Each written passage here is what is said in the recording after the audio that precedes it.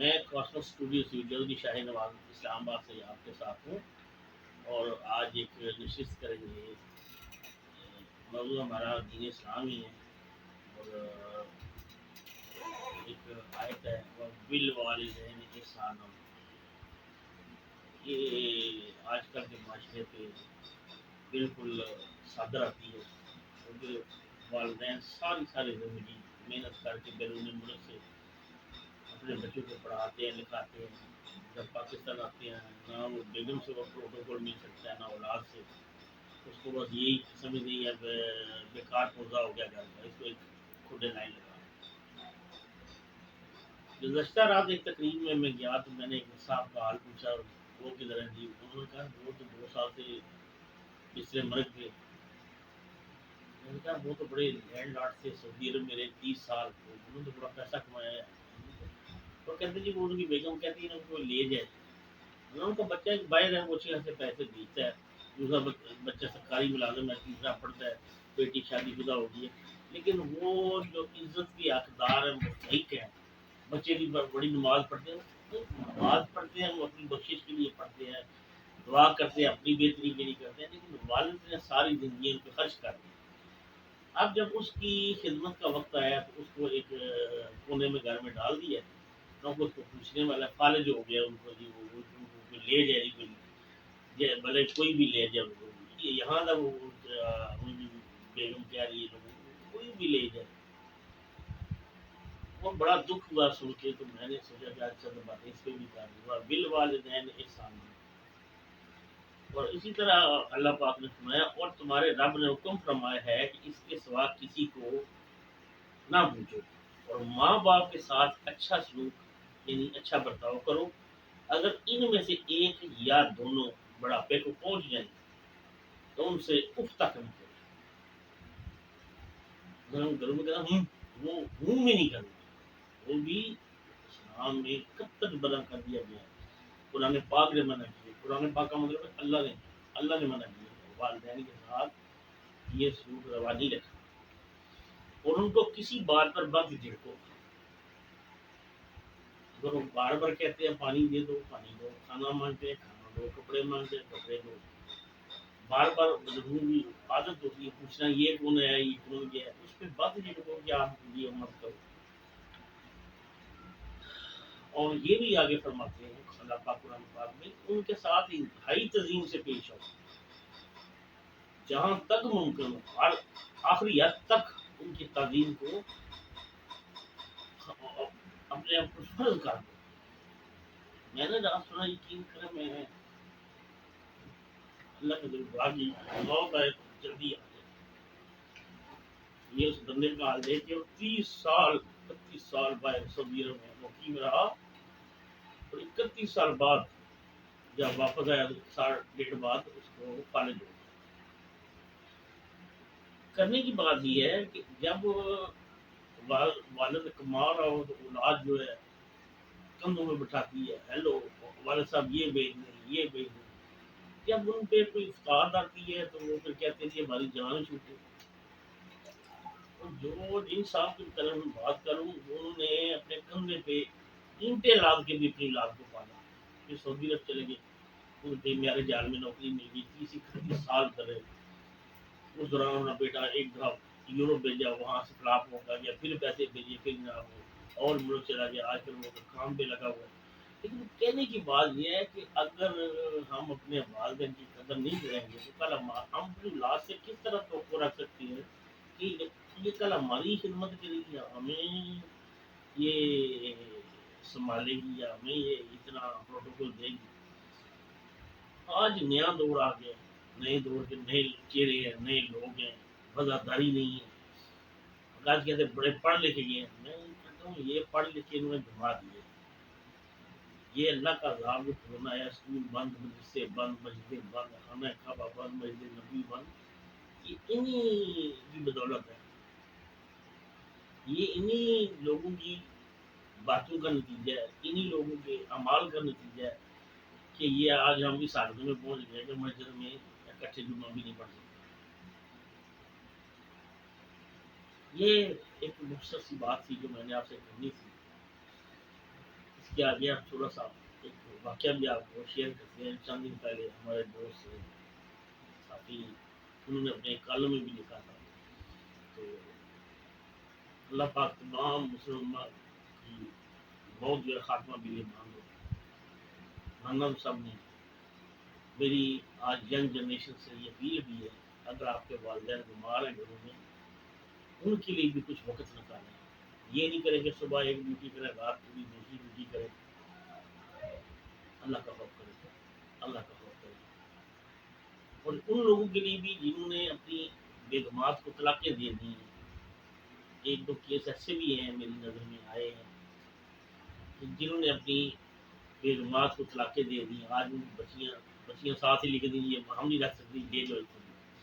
تو 7 سال کی بچی کو 8 سال کی، ہر وہ عورت اگر اس کو پال رہی ہے، اس کے خراجات کر رہی ہے، تو یہ اسلام آپ کا نماز پڑھنے سے اسلام پورا نہیں ہوتا. وہ بچی آپ کی وراثت میں برابر کی شریک ہے، آپ کی زندگی میں بھی، آپ کی موت میں بھی، اپنے دادا کی جائیداد میں بھی. تو وہ اس کو شرعی طور پہ اس کا حصہ ملے گا. دوسری چیز، اس کے اخراجات کا بندوبست کرنا اس والد کا کام ہے جس نے اس کی ماں کو طلاق دی ہوئی ہے. بولو بہت اچھی پوسٹ پہ بیٹھا ہو، سونے کے نوالے کھاتا ہو، لیکن اللہ پاک نے وہ سونے کے نوالے بھی اس بچی کی قسمت کے اس کے اندر سے نکال کے دے دیں گے. یہ میرے آج بھائیوں سے پورا زور اپیل ہے کہ جن لوگوں نے اپنی بیویوں کو طلاقیں دے دی ہوئی ہیں، وہ اپنے ان بچوں کا خیال کریں، خاص طور پہ جنہوں نے اپنی بیٹیاں لکھ کے دے دی ہوئی ہیں کہ یہ بیٹیاں جناب ہم نے عورت کے ساتھ ہی لکھ دی ہیں کہ یہ اب ہمارے ان سے کوئی تعلق مطلب قطع تعلق کر دی ہے. ان بچیوں کے نان و نفقہ کا بندوبست کیا جائے تاکہ وہ بھی اس معاشرے کی اچھی فروٹفل شہری بن سکے، نہ کہ کل وہ بھی گداگری میں یا کسی غلط علت میں پڑ جائے، نام بدنام ہو آپ کا اور آپ کی نسل کا. اس لیے بھائیوں، یہ سوچنے کا مقام ہے. یہ بات چھوٹی سی نہیں ہے کہ آپ طلاق دے دی، بیٹی سے قطع تعلق کر دی ہے. بیٹی تو آپ کی ہے، بلدیت تو آپ کی لکھی جائے گی. اسکول، یونیورسٹی، یونین کونسل، بلدیہ جدھر بھی ہوگی، نادرا میں ہر جگہ یہی لکھا جائے گا جی فلاں بنت فلاں.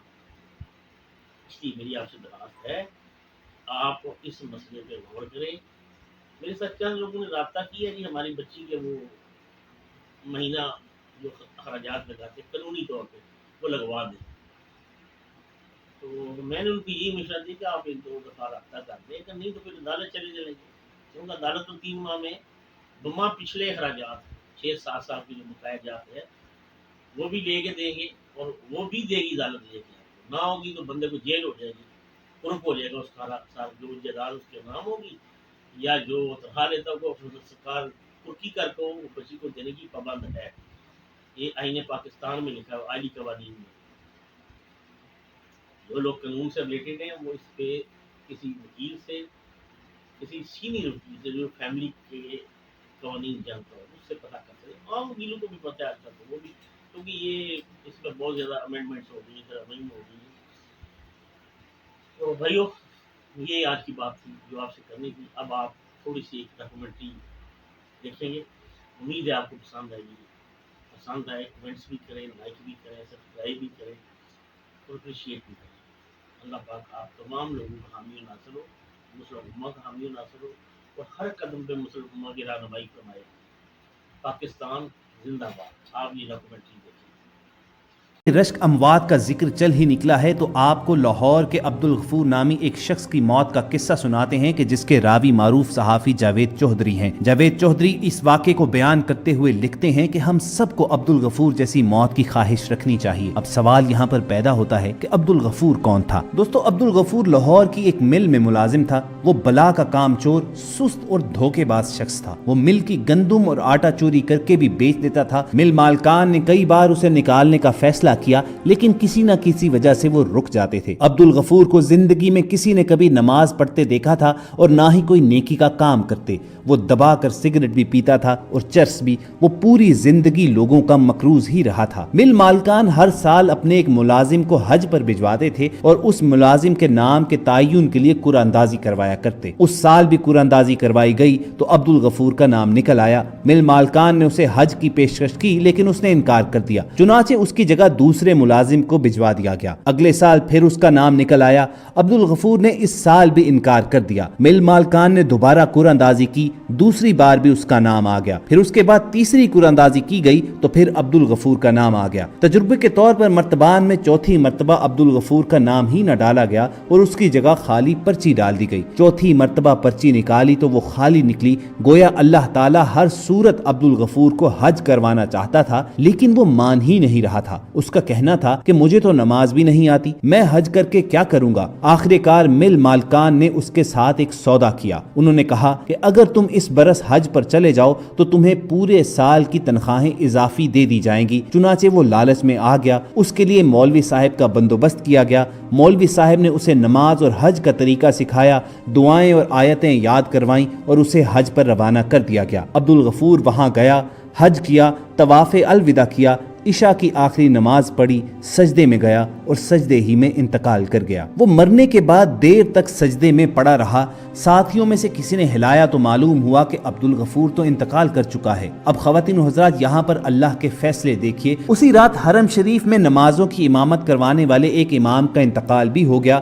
اگلی صبح امام کعبہ کا جنازہ تھا۔ عبد الغفور کی میت بھی امام کعبہ کے ساتھ حجر اسود کے سامنے رکھ دی گئی اور لاکھوں حجاج نے اس کا جنازہ پڑھا۔ اس کی تدفین اور میت کے بارے میں اس کی بیوی سے پوچھا گیا تو اس کی اہلیہ کا کہنا تھا کہ اللہ تعالیٰ نے اگر اسے خانہ کعبہ بلایا ہے تو پھر اس کی تدفین بھی مکہ میں کر دی جائے۔ چنانچہ اس کی اجازت سے اس کی تدفین مکہ مکرمہ میں کر دی گئی۔ عبد الغفور کے مرنے کے بعد اس کی بیوی نے ایک عجیب بات بتائی۔ اس کا کہنا تھا کہ عبد الغفور میں کوئی خوبی ایسی نہیں تھی اور نہ ہی اس نے زندگی میں کبھی کوئی نیکی کی تھی کہ اللہ تعالیٰ اس کے مرنے کی جگہ خانہ کعبہ منتخب کرتا، لیکن اس میں ایک اچھی عادت ضرور تھی۔ ہمارے محلے میں ایک خوبصورت بیوہ تھی، یہ جوانی ہی میں بیوہ ہو گئی تھی۔ محلے کے تمام آوارہ لوگ اس پر بری نظر ڈالتے تھے۔ اس عورت کی 2 چھوٹی چھوٹی بیٹیاں تھیں۔ مکان تو اس کو اس کا مرحوم خاوند دے گیا تھا مگر گھر کے اخراجات چلانے کے لیے کافی مشکل رہتی تھی۔ وہ اپنی بیٹیوں کو پڑھانا چاہتی تھی اور اس کے لیے دوسروں کے گھروں میں کام کرنے جاتی تھی، لیکن وہ جہاں جاتی تھی لوگ وہاں اس کی عزت پر ہاتھ ڈال دیتے، چنانچہ وہ کام چھوڑنے پر مجبور ہو جاتی۔ عبد الغفور کو معلوم ہوا تو وہ معاشرے کے سامنے اس بیوہ عورت کے لیے ڈھال بن گیا۔ اس نے اسے اپنی منہ بولی بہن بنا لیا اور اسے گھر بٹھایا۔ اس کی دونوں بیٹیوں کو اسکول داخل کروا دیا۔ وہ لوگوں سے قرض لے کر اور مالکان کی فیکٹری سے چیزیں چوری کر کے ان بچیوں کو تعلیم دلاتا تھا اور ہفتے 10 دن بعد اپنی منہ بولی بہن کے گھر راشن بھی دے کر آتا تھا۔ وہ بیوہ عورت وہ سامان اٹھاتی اور ہمیشہ اسے دعا دیتی کہ جا میرے بھائی، اللہ تعالیٰ تمہارا خاتمہ ایمان پر کرے۔ عبد الغفور کی بیوی کا کہنا ہے کہ پہلے پہل ہمیں یہ دعا عجیب لگتی تھی لیکن ہم چپ رہتے تھے۔ مل مالکان نے جب اسے پچھلے سال حج پر بھجوانے کی کوشش کی تو اس نے یہ سوچ کر انکار کر دیا کہ وہ اگر سعودی عرب چلا گیا تو اس کی بہن خود کو بے آسرا محسوس کرے گی۔ وہ اس برس بھی نہیں جانا چاہتا تھا، لیکن جب مل مالکان نے اسے پورے سال کی اضافی تنخواہ دے دی تو عبد الغفور نے وہ ساری رقم اپنی بہن کو دی۔